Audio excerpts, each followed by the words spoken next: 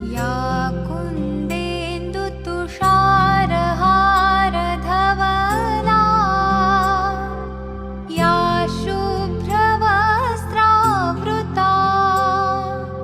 या वीणावरदण्डमण्डितकरा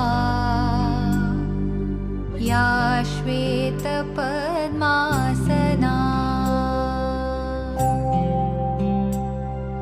या ब्रह्माच्युतशङ्करप्रभृतिभिः देवैः सदा वन्दिता सा मां पातु सरस्वती भगवती निःशेषजाड्यापहा। આપનું હાર્દિક સ્વાગત કરું છું। આપણે જોઈ રહ્યા છીએ કે સમીકરણ કઈ રીતે બનાવવા અને એને ભૌમિતિક રીતે કઈ રીતે દર્શાવવા અને ઉકેલ મેળવવા। તો બીજો પ્રશ્ન આપણે છે, પહેલા પ્રશ્નમાં આપણને રકમમાં ફક્ત ચોપડીમાં એવું કીધેલું હતું કે ભૌમિતિક રીતે અને બેઝિક રીતે દર્શાવો, પણ આપણે સાથે સાથે એના ઉકેલ પણ મેળવ્યા। હવે બીજા દાખલામાં આપણે જોઈએ તો ભૌમિતિક રીતે એટલે કે આલેખની રીતે અને બેઝિક રીતે આપણે દર્શાવવાના છે, એટલે ફક્ત સમીકરણ બનાવવાના છે। તો શરૂઆત કરીએ। રકમ નંબર 2 માં કંઈક આ પ્રમાણે વાત કરી છે કે ક્રિકેટ ટીમના પ્રશિક્ષક છે રૂપિયા 3900 માં 3 બેટ અને 6 દડાઓ લાવે છે અને એ જ પ્રકારનું એક બેટ અને વધુ 3 દડા રૂપિયા 1300 માં ખરીદે છે। તો આ માહિતીને બેઝિક રીતે અને ભૌમિતિક રીતે દર્શાવો। તો સૌપ્રથમ આપણે જે વસ્તુ છે નક્કી કરી લઈએ। તો બેટ અને દડાની કિંમત વિશે માહિતી આપેલી છે। તો ધારણા કરીશું, ધારો કે એક બેટની કિંમત બરાબર રૂપિયા x અને એક દડાની કિંમત બરાબર રૂપિયા y। આપણે ફક્ત અહીંયા સમીકરણ બનાવવા છે, ઉકેલ નથી મેળવવા અત્યારે। તો બેટની કિંમત અને દડાની કિંમત છે આપણને x અને y આપણે ધારી લીધી। હવે પ્રથમ શરત મુજબ આપણે માહિતી છે લખીશું। પ્રથમ શરત મુજબ 3 બેટ છે તો 3 બેટ એટલે થશે 3x અને 6 દડા એટલે થશે 6y। 3x 6y 3 બેટ અને 6 દડાની કુલ કિંમત છે 3900 રૂપિયા એટલે 3900। હવે વિદ્યાર્થી મિત્રો એક બાબત યાદ રાખીશું કે જો સમીકરણમાં બધા પદ છે, બધા પદ માટે કોઈ ચોક્કસ સંખ્યા વડે ભાગાકાર કરી શકતો હોય તો આપણે કરી દઈશું। તો અહીંયા 3 3 દુને 6 અને 13 તેરી 39 એટલે બધાને 3 વડે ભાગી શકાય। એટલે અહીંયા આવશે x 3 દુને 6y અને અહીંયા આવશે 13 તેરી 39 એટલે 1300। સમીકરણ નંબર 1 x 2y બરાબર 1300। ફરીવાર જોઈએ, 3 વડે દરેક સંખ્યાને ભાગી શકાય છે। નેક્સ્ટ આપણે જોઈશું કે બીજી શરત મુજબ બીજી શરતમાં એવું કીધું છે કે એક બેટ એટલે x પ્લસ 3 દડા એટલે 3y બંનેની કિંમત ટોટલ થાય છે 1300 રૂપિયા। સમીકરણ નંબર 2 તો સમીકરણ 1 અને સમીકરણ 2 છે બેઝિક રીતે આપણે દર્શાવેલા સમીકરણ છે। હવે આ સમીકરણ પરથી આપણે આલેખની રીતે આ સમીકરણો દર્શાવવાના છે। તો સમીકરણ 1 માં આપણે આલેખની કિંમતો મેળવીશું, પછી સમીકરણ 2 માટે x અને y ની આલેખની કિંમતો મેળવીશું। તો સમીકરણ 1 પરથી આપણે લખીએ x 2y બરાબર 1300। જ્યારે x ને કરતા બનાવીશું 1300 2y। હવે વિદ્યાર્થી મિત્રો આ બાબતે ધ્યાનમાં રાખવાની કે આપણી કિંમત છે તો y બરાબર 1 લેશું તો 1300 2 એટલે 1298 થાય। તો 1298 આલેખમાં દર્શાવવા થોડા અઘરા પડે, એટલા માટે એવી કિંમત લેવાની કે જે તમને આલેખમાં સરળ પડે। તો આપણે લઈશું એકવાર y બરાબર 0, એકવાર લઈશું 600, એ પ્રમાણે કિંમત લઈશું। તો પહેલા લઈએ y બરાબર 0, y બરાબર 0 લઈએ એટલે આવે x બરાબર 1300 - 2 * 0 2 * 0 એટલે 0 તો x બરાબર આવશે 1300। બીજું લઈએ y બરાબર લઈએ 650. 650 લઈએ એટલે x બરાબર આવશે 1300 માઈનસ 2 ગુણ્યા 650. 650 ગુણ્યા 2 એટલે 1300 થાય. 1300 માંથી 1300 જાય એટલે આવશે 0. ત્રીજું લઈએ y બરાબર લઈએ આપણે 600. તો x બરાબર આવશે 1300 માઈનસ 2 ગુણ્યા 600. 600 ગુણ્યા 2 એટલે 1200. 1300 માંથી 1200 જાય એટલે મળે 100. તો આપણને x અને y ની કિંમત માટેનું કોષ્ટક કંઈક આ પ્રમાણે મળી ગયું. x બરાબર આપણે એકવાર 1300 આવ્યા, એકવાર 0 આવ્યા, એકવાર 100 આવ્યા. 1300 હતા એટલે 0 હતા, અહીંયા આગળ 0 હતા એટલે y ની કિંમત 650 હતી અને 100 હતી ત્યારે y ની કિંમત 600 હતી. એ જ પ્રમાણે સમીકરણ 2 તરફ જઈએ તો સમીકરણ 2 માં હતું x 3y 1300. તો 3y ને સામે લઈ જઈએ તો આ પ્રમાણે આવશે x બરાબર 1300 3y. તો પહેલા આપણે x બરાબર y બરાબર લઈ લઈએ 0. તો y બરાબર 0 લઈએ ત્યારે x બરાબર આવશે 1300 3 ગુણ્યા 0. 3 ગુણ્યા 0 એટલે 0. 1300 માંથી 0 જાય એટલે આવશે 1300. બીજો હવે લઈએ y બરાબર અહીંયા કિંમત લઈશું 400. y બરાબર 400 લઈએ એટલે 1300 3 ગુણ્યા 400. તો 1300 માઈનસ 4 તેરીને 1200. તો 1300 માંથી 1200 જાય એટલે આવશે 100. હા y બરાબર આપણે લઈ લઈએ 300. તમે તમારી રીતે કિંમત લઈ શકો પણ એવી કિંમત લેવાની કે જે આલેખમાં આપણને દર્શાવવામાં સરળતા રહે. તો x બરાબર આપણે 1300 માઈનસ 3 ગુણ્યા 300 કરીએ. 3 તેરી 9 એટલે 1300 માંથી 900 જાય એટલે આવશે 400. તો x અને y ની કિંમતોનો આપણે કોષ્ટક બનાવી દઈએ.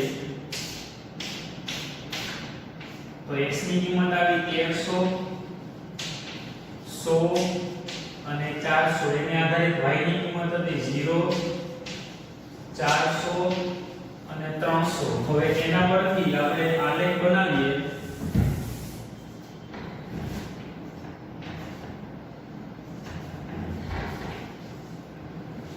તો આપણે જોઈએ તો y ની કિંમત છે 400 સુધી આવે, 600 650 સુધી આવે છે. એટલે આપણે 700 સુધી જઈશું.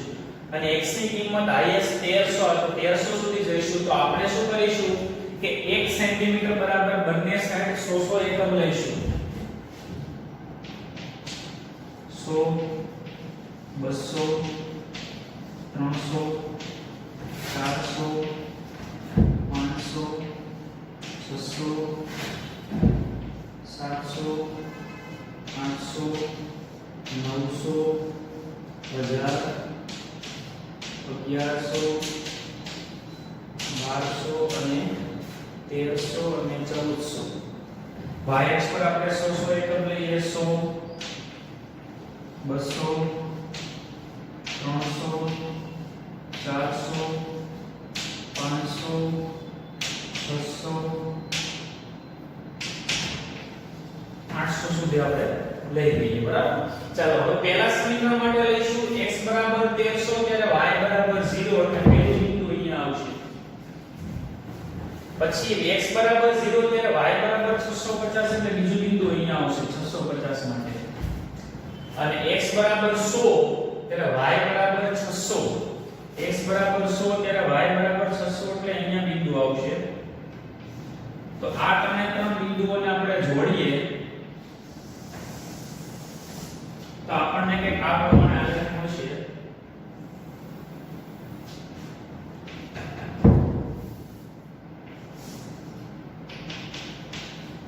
જે આપણું પહેલું સમીકરણ છે એનો આલેખ એક આ પ્રમાણે મળ્યો. એ જ પ્રમાણે બીજું સમીકરણ લઈએ. x બરાબર 1300 ત્યારે y બરાબર 0 એટલે આ બિંદુ આવશે. બીજું x બરાબર 100 ત્યારે y બરાબર 400 એટલે અહીંયા કિંમત આવશે. પછી x બરાબર 400 ત્યારે y બરાબર 300 એટલે અહીંયા કિંમત આવશે. તો આને આપણે જોઈન કરીએ તો આપણને આ રીતે આલેખ મળશે. આ થયો આપણો ભૌમિતિક રીતે આલેખ. હવે અહીંયા જે તે સમીકરણ ઉપર આપણે સમીકરણનું આખું જે નામ છે અને સમીકરણ જે છે લખી નાખીએ. તો પહેલું સમીકરણ હતું એ આ વાળું હતું x 2y બરાબર 1300. અને બીજું સમીકરણ હતું x 3y બરાબર 1300. તો આ રીતે સમીકરણને ભૌમિતિક રીતે અને બેઝિક રીતે દર્શાવી શકાય. બેઝિક રીતે કઈ રીતે દર્શાવી શકીએ તો બેઝિક રીતે આપણે સમીકરણને એક સમીકરણ સ્વરૂપે દર્શાવવાના છે આ માહિતીને, અને ભૌમિતિક રીતે સમીકરણ છે માહિતી છે અને આપણે રેખા સ્વરૂપે આલેખ સ્વરૂપે દર્શાવવાના છે.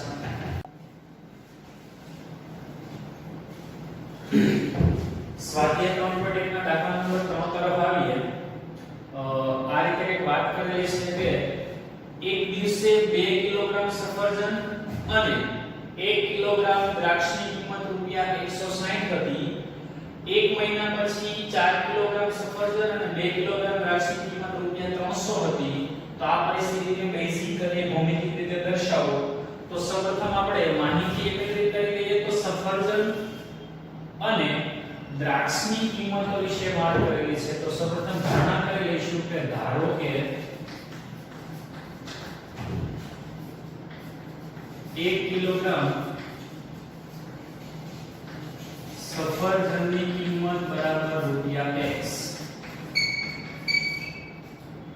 અને 1 કિલોગ્રામ દ્રાક્ષની કિંમત બરાબર રૂપિયા y. સફરજનની કિંમત અને દ્રાક્ષની કિંમત પરથી આપણને માહિતી આપેલી છે. પહેલા કીધું છે કે 2 કિલોગ્રામ સફરજન અને 1 કિલોગ્રામ દ્રાક્ષ બંનેનો સરવાળો થાય રૂપિયા 160. તો લખીશું પ્રથમ શરત મુજબ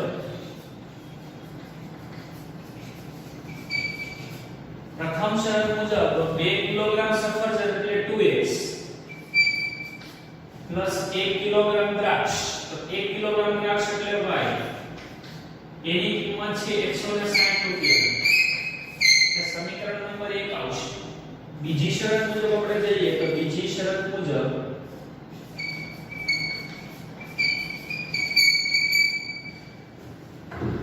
4 કિલોગ્રામ સફરજન છે એટલે આવશે 4x. 2 કિલોગ્રામ દ્રાક્ષ એટલે 2y અને એનું ટોટલ થાય છે 300 રૂપિયા. વિદ્યાર્થી મિત્રો આપણે વાત કરેલી કે સમીકરણમાં જો દરેક કિંમતને ચોક્કસ સંખ્યા વડે ભાગી શકાતું હોય તો ભાગી લેવાના. અહીંયા આખા સમીકરણને 2 વડે ભાગી શકાય છે. તો 4x ને 2 વડે ભાગીએ એટલે આવે 2x, 2y ને 2 વડે ભાગીએ એટલે y, અને 300 ને 2 વડે ભાગીએ એટલે 150. સમીકરણ 2 જે આપણા માંગેલ દ્વિઘાત વિચલ સુરેખ સમીકરણ યુગ્મ છે. હવે આ સમીકરણને આપણે આલેખ રીતે દર્શાવવાનું છે. તો એ માટે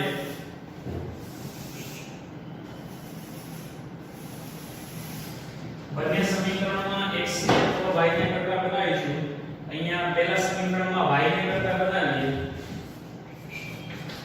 તો 2x y બરાબર 160 આપ્યા છે. જેમાં y ને કરતા બનાવીએ 160 2x. બરાબર છે. સિંગલ ચલ હોય ને આપણે કરતા બનાવીશું તો વ્યવસ્થિત રીતે આપણને સરળતા રહેશે. તો હવે આપણે x ની કિંમત મૂકીશું. ફરીવાર આગળના દાખલાની જેમ x ને 0 1 2 નહીં મૂકી શકાય. આપણે x ની કોઈ એવી કિંમત મૂકવાની જેથી 160 ની નજીકની કિંમત આવે. આપણે x બરાબર લઈ લઈએ 50. તો y બરાબર આવશે 160 2 કૌંસમાં 50. તો y બરાબર 160 100 એટલે y બરાબર આવે 60.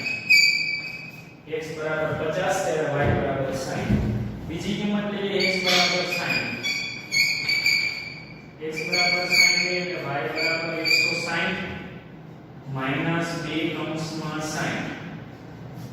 તો 160 120 એટલે y બરાબર આવે 40. 40 60 અને 40 નેક્સ્ટ લઈ લઈએ x બરાબર 70 x બરાબર 70 ત્યારે y બરાબર 160 માઈનસ 2 કૌંસમાં 70 140 તો y બરાબર થશે 160 માઈનસ 140 એટલે y બરાબર આવશે 20 સમીકરણ 1 માં x ની અને y ની કિંમત આપણે જે મેળવેલી છે એના પરથી આપણે કોષ્ટક બનાવી દઈએ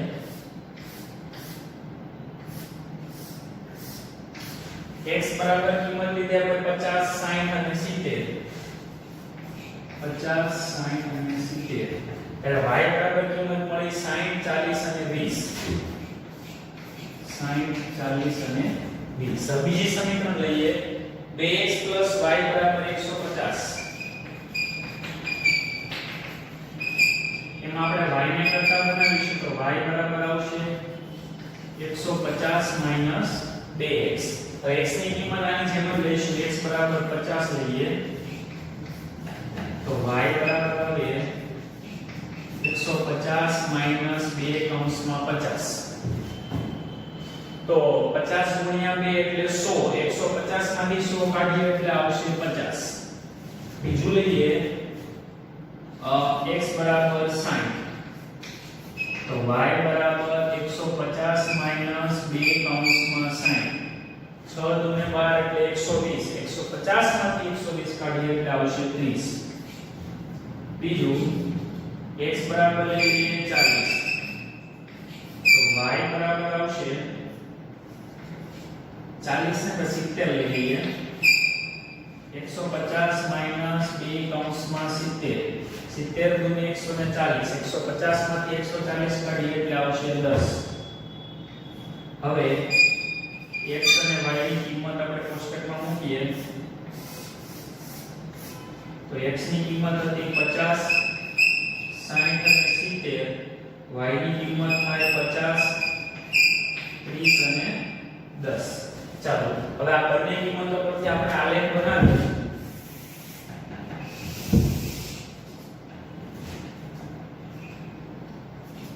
તો x અક્ષ અને y અક્ષ પર આપણે માહિતી મેળવીએ તો બધામાં 10 10 ની કિંમતથી આપણે ગુણાંક છે તો લઈશું x અક્ષ પર 10 20 30 40 50 60 70 80 90 અને 100 y અક્ષ પર પણ એ મુજબ જ લઈશું આપણે 10 10 ના અંતર પર આપણે 1 સેન્ટીમીટર લઈશું એટલે કે x ની બરાબર 10 એકમ અંતર લઈશું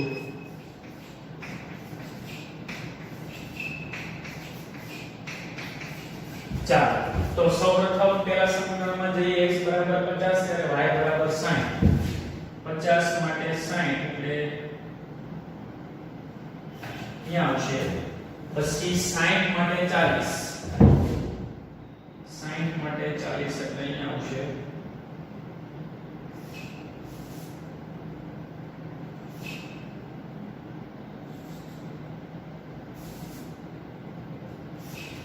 નેક્સ્ટ છે 70 માટે 20 70 માટે 20 એટલે અહીંયા આવશે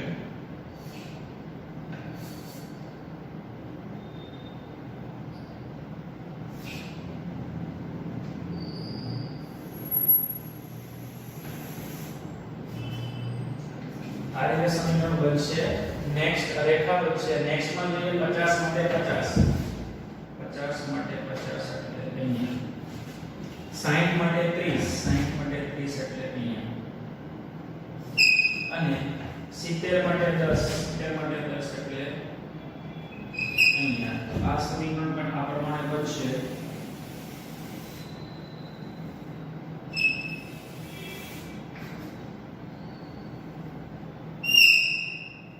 મિત્રો આ થયા આપણા આલેખની રીતે સમીકરણ છે એનું અવલોકન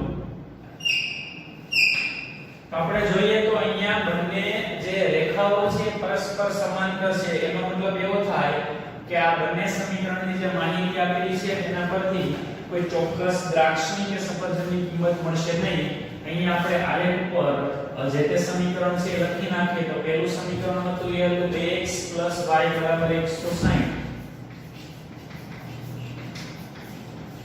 અને બીજું સમીકરણ હતું 2x y = 150. બીજું વિદ્યાર્થી મિત્રો અહીંયા આપણે આલેખમાં x અક્ષ અને y અક્ષ પર જે તે માપ લઈએ છીએ એ માપના તમે પ્રમાણમાં પણ લખી શકો. પ્રમાણમાં અહીંયા ઉપરના ખૂણામાં આપણે લખી શકીએ x અક્ષ પર x ની બરાબર 10 એકમ અને y અક્ષ પર x ની બરાબર 10 એકમ. આ મુજબ આપણે અવલોકન છે એના જે તે માપ છે એ આલેખમાં આપણે પ્રમાણમાં લખી શકીએ.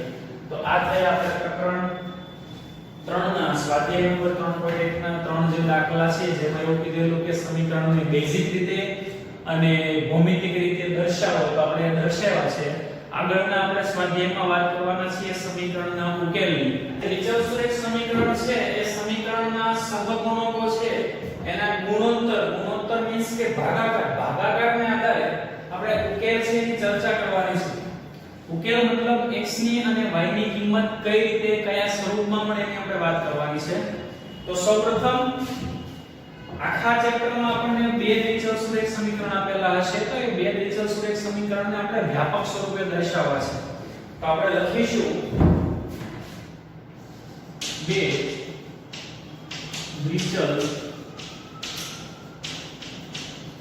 દ્વિચલ સુરેખ સમીકરણ a1x b1y c1 = 0 અને a2x b2y c2 = 0 માટે આ બે સમીકરણ છે એના માટે શરત નંબર 1 કે આટલા સંજોગોમાં આ સમીકરણ છે એને આવા ઉકેલ મળે છે. બરાબર છે. તો આપણે જે સમીકરણ છે એના જે તે પદના સહગુણકો તો અહીંયા આગળ પહેલા સમીકરણમાં સહગુણકો છે a1 b1 અને c1. બીજામાં સહગુણકો છે a2 b2 અને c2. તો હવે આ સહગુણકો છે એનો જે તે સહગુણકનો ભાગાકાર કરવાનો છે. તો a વાળા સાથે a નો ભાગાકાર b સાથે b નો અને c સાથે c નો ભાગાકાર કરવાનો. હવે ભાગાકાર છે એ આવા સ્વરૂપે આવે તો એ પ્રમાણે જે તે સમીકરણના ઉકેલ છે એનું સ્વરૂપ એ પ્રમાણે હશે. તો પહેલું લઈએ કે જો a1 ના છેદમાં a2 is not equals to b1 ના છેદમાં b2 મળે. a1 ના છેદમાં a2 is not equals to b1 ના છેદમાં b2 થાય તો સમીકરણને અનન્ય એટલે કે એક જ ઉકેલ મળે. સમીકરણને ઉકેલની સંખ્યા કેટલી મળે? એક જ. એનો મતલબ થાય કે એ જે રેખા છે એ કોઈ એક ચોક્કસ બિંદુમાં છેદતી હોય. બરાબર છે. તેમાં નેક્સ્ટ મુદ્દો લખીએ આ સમીકરણનો આલેખ છેદતી રેખાઓ હોય. બીજો એક મુદ્દો લખીશું કે આ સમીકરણો સુસંગત સમીકરણ છે તેમ કહેવાય. તો સુસંગત સમીકરણ છે. શું કામ સુસંગત? કે એવા સમીકરણો કે જેના દ્વારા ઉકેલ મળે છે, એટલીસ્ટ એક ઉકેલ મળે છે, તો એવા સમીકરણોને સુસંગત સમીકરણ કહેવાય.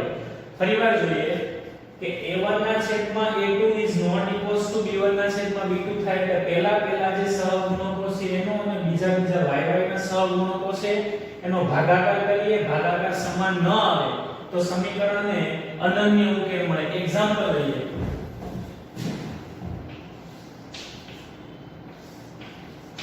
b 2x + y = 5 અને x + 2y = 3 આવું કંઈક આપેલું છે. તો a1 a2 b1 અને b2 નો ભાગાકાર કરીએ તો a1 એટલે 2, a2 એટલે 1, b1 એટલે 1 અને b2 એટલે 2. તો a1 અને a2 એટલે આ x ના સહગુણકો, b1 અને b2 એટલે y ના સહગુણકો બંનેનો ભાગાકાર કરીએ તો a1 ના છેદમાં a2 મળે 2 ના છેદમાં 1, b1 ના છેદમાં b2 મળે 1 ના છેદમાં 2. તો આ બંને કિંમતો અહીં આગળ સમાન નથી, માટે આપણે લખીએ a1 ના છેદમાં a2 is not equals to b1 ના છેદમાં b2. આ બંને કિંમતો સમાન નથી, માટે સમીકરણને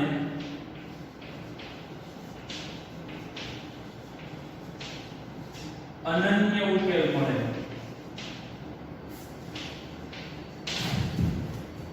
નેક્સ્ટ આપણે જોઈએ કે બીજી કન્ડિશન કે બીજો કેસ જેમાં આપણે જોઈશું તો જો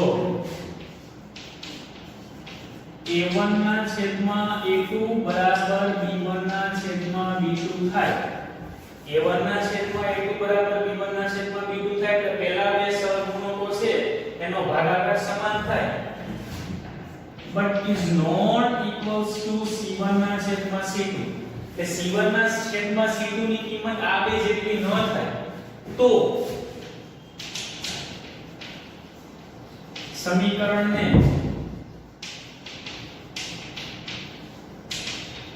એક પણ ઉકેલ ન મળે. એક પણ ઉકેલ ન મળે એનો મતલબ એવો થાય ઉકેલ ગણ બરાબર phi ને બીજા શબ્દોમાં કહેવાય ખાલી ગણ. એટલે અહીંયા શૂન્યોની સંખ્યા આવશે 0, સોરી ઉકેલની સંખ્યા આવશે 0. અહીંયા આપણે વાત કરી હતી કે આ સમીકરણનો આલેખ છેદતી રેખાઓ હોય, અહીંયા આવશે આ સમીકરણનો આલેખ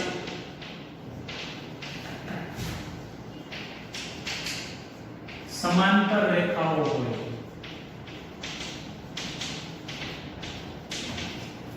અને આ જે સમીકરણ છે એ સુસંગત નથી.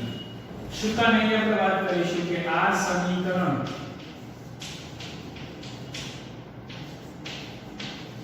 સુસંગત નથી. શું કામ સુસંગત નથી? તો કે આ સમીકરણને એક પણ ઉકેલ મળતા નથી. જે સમીકરણને એક ઉકેલ મળે અથવા એકથી વધારે ઉકેલ મળે તો એને સુસંગત કહેવાય, પણ અહીંયા ઉકેલની સંખ્યા છે 0, એક પણ ઉકેલ મળતો નથી. એટલા માટે આ સમીકરણ છે એ સુસંગત નથી એવું કહી શકીએ. ઉદાહરણ લઈએ x + 2y = 5, 2x + 4y = 6 આવું કંઈક છે. આનામાં આપણે ઉકેલ લાવીએ તો એ માટે આપણે a1 = 2, 1, a2 = 2, b1 = 2, b2 = 4, c1 = -5 અને c2 = -6. આ -5 ને -6 શું કામ લખ્યા? તો કે આ કિંમતને વ્યાપક સ્વરૂપે લાવવા માટે 5 ને સામે લઈ જવા પડે તો -5 થાય, 6 ને સામે લઈ જવા પડે તો -6 થાય. હવે આપણે ગણતરી કરીએ a1 ના છેદમાં a2 1 ના છેદમાં 2 મળે, b1 ના છેદમાં b2 2 ના છેદમાં 4 એટલે 1 ના છેદમાં 2 મળે, c1 ના છેદમાં c2 -5 ના છેદમાં -6 એટલે 5 ના છેદમાં 6 મળે. હવે નોટિસ કરીએ આપણે તો કે પહેલા બેનો સહગુણકો જે છે એનો ભાગાકાર સમાન થાય પણ ત્રીજાનો સમાન થતો નથી.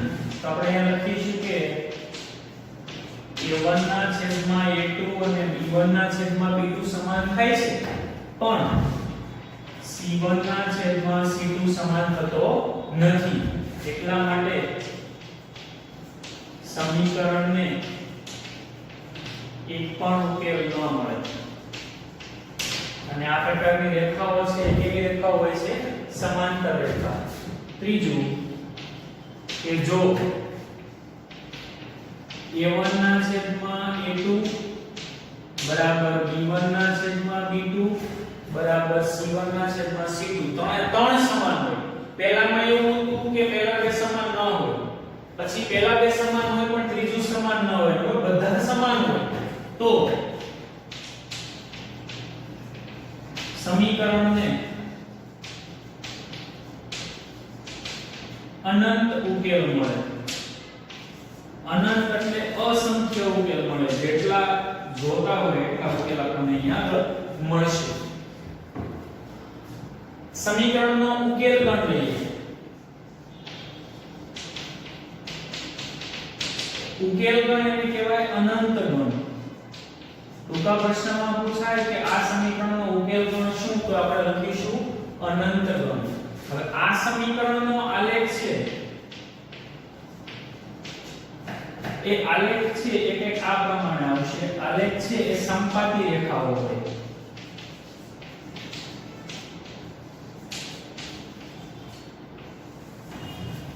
સમપાતી રેખાનો મતલબ એવો થાય કે એવી રેખાઓ છે એક ઉપર એક આવેલી હોય, એટલે કે એની એ જ રેખા હોય.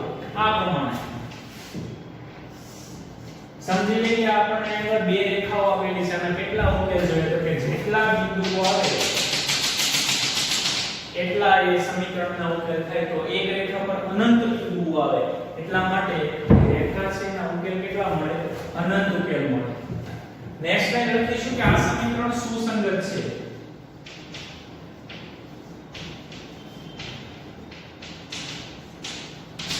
સુસંગત છે કારણ કે આ સમીકરણના આપણને ઉકેલ મળે છે.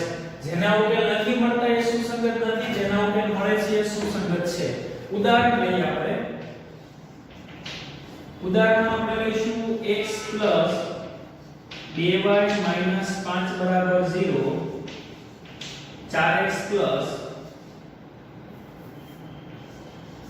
8y 20 બરાબર 0.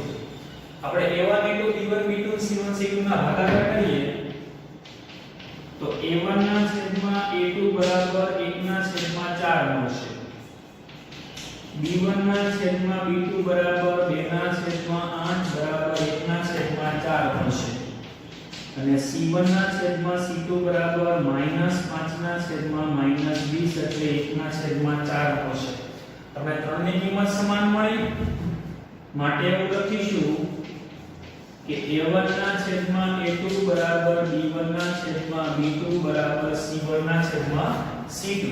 a1 ના છેદમાં a2 બરાબર b1 ના છેદમાં b2 બરાબર c1 ના છેદમાં c2 છે. એટલા માટે થઈને સમીકરણને